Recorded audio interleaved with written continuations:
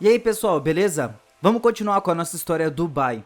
As outras partes estão aí na descrição caso você tenha caído de paraquedas aqui nesse vídeo. Continuando nossa história, o Wu estava explicando que o incenso murcha a alma e tem um poder inigualável entre os outros itens do mesmo nível. Ele afirma que o Zheng não tem mais nada para fazer exceto morrer. Nas proximidades, o Bai não consegue descobrir o que estava acontecendo enquanto ele lutava e tentava se mover. Ele pensa em como ele poderia ter causado a condição atual e ele se lembra de andar na fumaça. Ele percebe que essa fumaça tem um poder formidável e alguém deve estar usando um tesouro precioso ali. Ele estava sentindo uma dor insuportável nos seus olhos e quase não consegue ver nada. Mas o Bai consegue escutar a voz do Wu enquanto ele explica que o seu incenso não é apenas poderoso, mas também tóxico. O Wu provoca ele um pouco e diz que ele não tem para onde correr agora. E o Zheng fica furioso e pensa que, assim que ele descobrir de quem é a voz, ele definitivamente vai fazer ele pagar por isso. Agora o Zheng usa sua audição para evitar ataques, mas Wu explica que o incenso irá lentamente privar ele dos seus 5 sentidos. Uma vez que a sua energia se esgote, ele morrerá com uma morte dolorosa ao ser cortado em pedaços. O Zheng pensa que se ele condensar completamente o seu 7º corpo fantasma, ele definitivamente será capaz de resistir aos ataques, mesmo sem expor as suas técnicas do setor de fluxo espiritual. Ele usa sua audição para evitar os ataques por enquanto, mas ele percebe que ele não será capaz de segurar isso por muito tempo e determina que deve descobrir uma maneira de desenvolver um antídoto o mais rápido possível para tudo isso.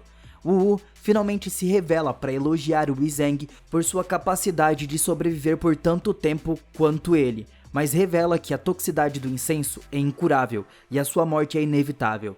O Zheng explica que nesse mundo não há veneno que não possa ser curado, apenas pessoas que não entendem de medicina e se proclamam mestres da medicina. Mas nessa, o Wu vai atacar ele. Mas o ataque é interrompido de uma forma chocante e nós vemos que toda vez que o Zheng estava sendo atacado, ele também estava montando uma matriz com cada ataque. O Zheng ativa a matriz que impressiona o Wu, visto que o Zheng foi gravemente ferido, mas então ele afirmou que parece um pequeno truque para ganhar tempo. O Wu assume o controle explicando que, enquanto os patriarcas valorizam o uso por tudo que ele fez, ele vê que o Zheng não merece a sua reputação, que quebra a matriz. Mas ele fica chocado ao ver que tem um efeito medicinal necessário para suprimir o veneno da fumaça. O Wu decide que deve eliminar o Zheng imediatamente, mas acaba quebrando mais da matriz.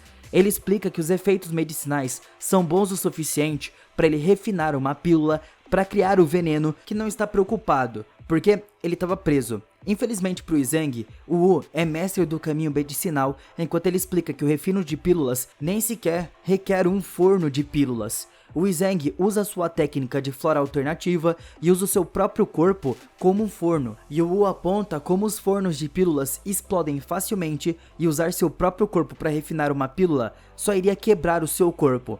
Os dois lutam com facilidade e refinam a pílula no seu corpo, e ele zomba do Wu por ter que usar tanto esforço para lutar contra um cego. Mas o Zheng nesse momento foi capturado e ele chama o Wu de covarde.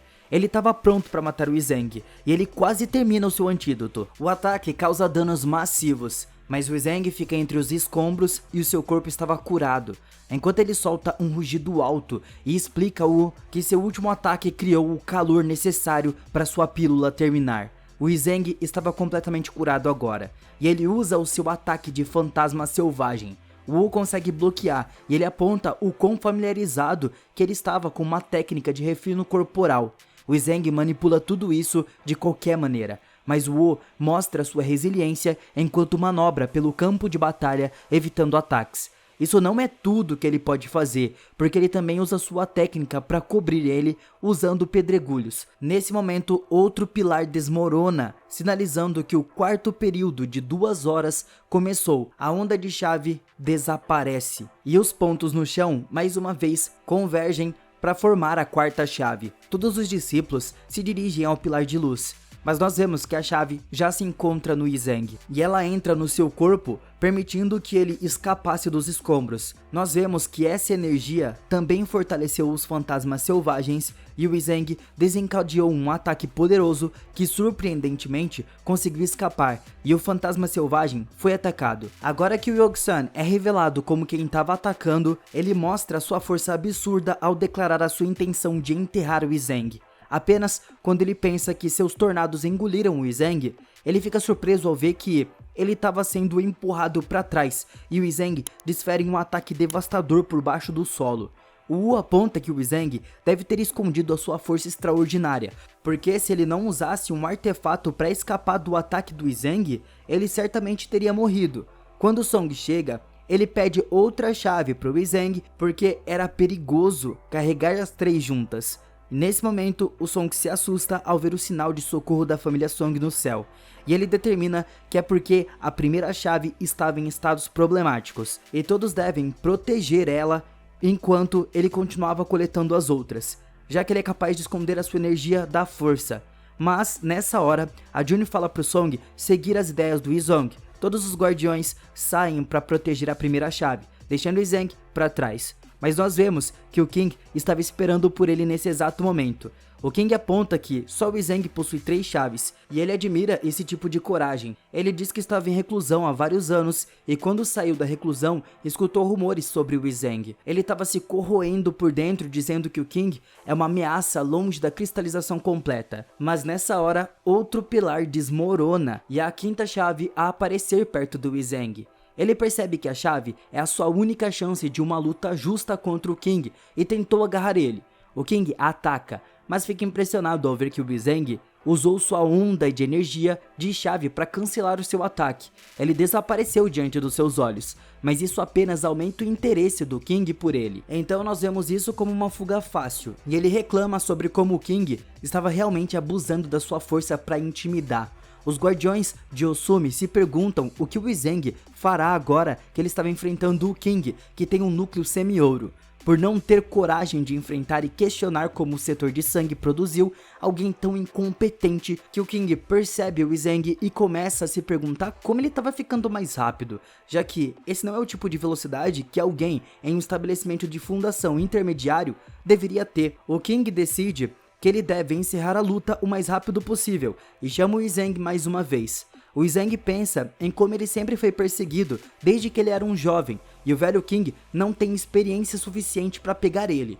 O King aparece logo atrás deles e já estava quase na hora do pilar desabar, e dessa vez o Zhang não perde tempo em pegar a chave. O seu corpo é infundido com um poder avassalador e o Zhang o usa para despertar o 9º fantasma. O King pode sentir e o Bai determina que a força estava próxima do estágio final do nível de estabelecimento da fundação. O Zhang fica preocupado quando ele percebe que absorveu muita chave de sangue e seu corpo estava prestes a desmoronar. As coisas começam a sair do controle quando a June pode dizer que algo estava errado com o Zhang. Ele afirma que ele deve fazer o uso das forças externas para se estabilizar, consumindo parte da chave de sangue. Caso contrário, o seu corpo explodirá, com imensas quantidades de poder surgindo no seu corpo. Ele chama o King para uma luta, e o King fica feliz em ver que estava pronto para a batalha e concede isso a ele. O Bai barra as espadas do King, então ele usa um ataque mais forte, mas também é interrompido. O Zhang parte para a ofensiva, enquanto explica que o núcleo dourado não é nada impressionante. O Zhang planeja acabar com a vida do King com um golpe, mas o King afirma que ele vai rasgar o Zhang em pedaços por ser tão arrogante.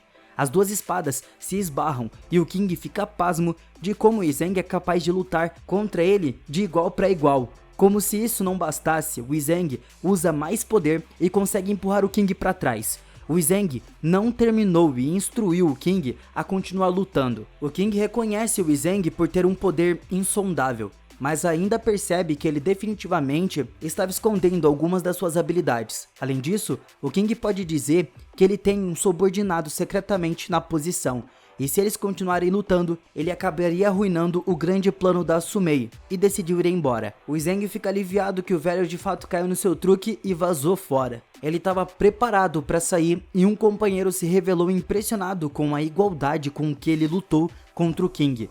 O nome do homem é Zen, e ele explicou que o seguiu porque ele estava preocupado.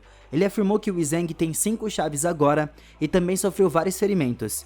O Zhang é um alvo enorme, então o Zen se ofereceu para proteger ele a partir desse momento, facilitando a vida do Zhang.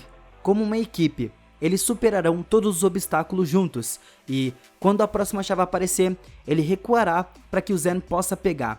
O Zhang decide curar seus ferimentos e fica em guarda. Enquanto ele faz isso, o Zhang pensa em como o Zen veio no momento perfeito. Ele aponta que usou a onda de energia espiritual para enganar o King para que ele fosse embora. Mas, se ele voltasse, então a força bruta do seu fantasma selvagem seria mostrado. Técnicas não serão suficientes para derrotá-lo, já que o Zen estava tão ansioso para protegê-lo, usando o tamanho para ajudar ele, em troca permitindo que ele estivesse próximo à chave. Ele também pensa em como é que a batalha estabilizou completamente o seu meio corpo demoníaco, e ele não tem certeza se as chaves que ele absorveu ainda de fato funcionarão, mas ele tem uma conexão profunda com o ancestral de sangue e não importa o que aconteça, ele não deve ser obliterado. Então, ele tenta pedir ao ancestral de sangue para dar a próxima chave para o Zhang para garantir que a June ganhará a posição de mestre de sangue. Eu sei, pessoal, essa série é sensacional, mas eu não consigo fazer vídeo de 30 minutos todo dia para vocês. É uma tarefa muito difícil, então eu espero que vocês estejam gostando da série e vai sim ter mais a cada dia. Só peço um pouquinho de compreensão de vocês, porque é muito complicado, beleza?